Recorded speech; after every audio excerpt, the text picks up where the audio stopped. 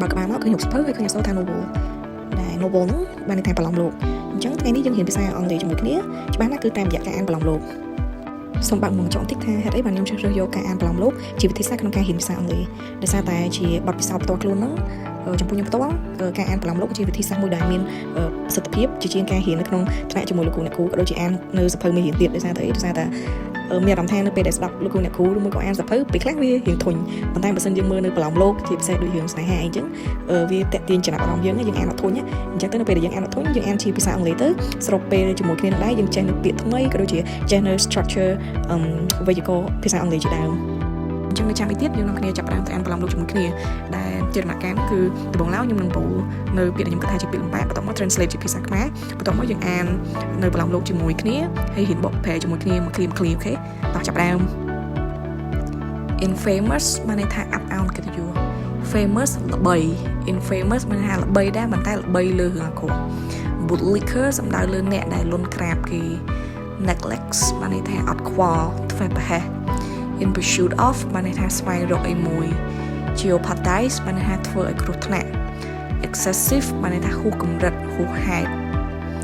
harbor បានន័យថារក្សាទុកគុំគួន plunge into បានន័យថាធ្លាក់ចូលទៅក្នុង vow to បានន័យថាសន្យាបដិញ្ញា panic បានន័យថាភ័យគិតអីអត់ចេញ passionately បានន័យថាពោពេញទៅដោយក្តីស្រឡាញ់continuously ធ្វើជាបន្តបន្ទាប់ឥតឈប់ឈរ frustration តាមតឹងអារម្មណ៍ burst into laughter ផ្ទុះសំណើច time travel back បានថាធ្វើដំណើរត្រឡប់ថយក្រោយ hum បន្លឺសូររហឹម mockery ចំអកលលើយហើយ distant បានថាការប្រមាថមើលងាយបន្ទាប់ពីដឹងថាទាំងអស់នោះមានសូរសៀងបែបម៉េចហើយមានអត្ថន័យបែបម៉េចបន្តមកយើងទៅអានអត្ថបទជាមួយគ្នាអានអត្ថបទជាមួយគ្នាដោយដំបូងហ្នឹងខ្ញុំនឹងអានជាភាសាអង់គ្លេសមួយ paragraph ហ្មងបន្តមកបាន translate ជាខ្មែរមួយ paragraph ហ្នឹងដូចគ្នាអញ្ចឹងI used to be the infamous bootlicker of the entire school, but now I've been reborn. In my previous life, I neglected my studies in pursuit of needy affections and failed my admission to college. I even jeopardized my health by excessive dieting after she said, I don't like people who are overweight. As I look at the disappointment in my father's eyes and my mother's tears, I harbor bitterness until my death. A wise person doesn't plunge into love. As I have been given a second chance at life, I vow to live for myself this time. Little did I expect the school bell to panic when she loses a loyal bootlicker like me. អញ្ចឹងបើយើងបកជាភាសាខ្មែរមកឃ្លាដំបូងI used to be the infamous bootlicker of the entire school មានន័យថាខ្ញុំធ្លាប់ជាមនុស្សដែលល្បីរឿងអាប់អោនកិត្តិយសថាជាអ្នកលួនក្រាបអ្នកលឹបស្បែកជើងគេអត្ថន័យបែបហ្នឹង bootlicker ប្រចាំសាលាតែម្ដង But now I've been reborn ប៉ុន្តែឥឡូវហ្នឹងខ្ញុំបានកើតជាមនុស្សថ្មីហើយIn my previous life, I neglected my studies in pursuit of needy affections and failed my admission to college. នៅក្នុងជីវិតមុនរបស់ខ្ញុំហ្នឹងគឺខ្ញុំធ្វើប្រហែសអត់ខ្វល់តាក់ទងមួយការសិក្សារបស់ខ្ញុំទេដោយសារតែ in pursuit of បានថាដោយសារតែស្វះស្វែងរកចង់បានក្តីស្រឡាញ់ពីនារីក្តីស្រឡាញ់ហ្នឹងគឺពី affections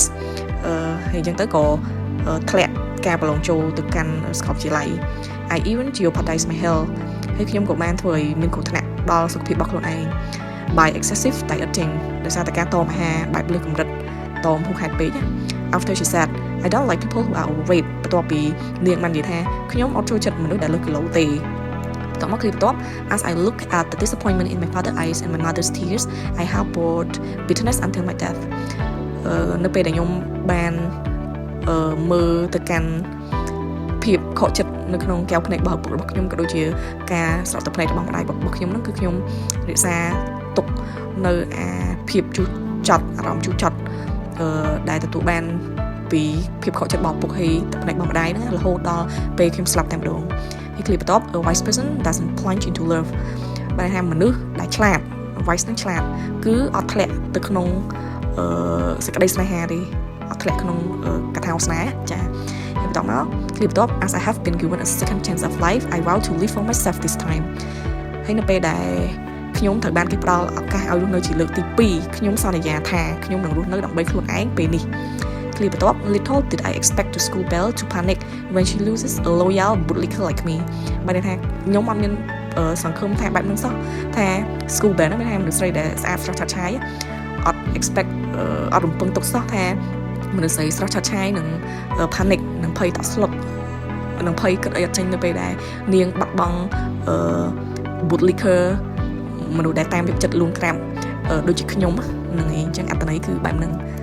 ហើយនេះគឺជា part ទី1ចំពោះparagraph បន្តយើងនឹងមើលនៅក្នុងវីដេអូទី2ចា៎សូមអរគុណ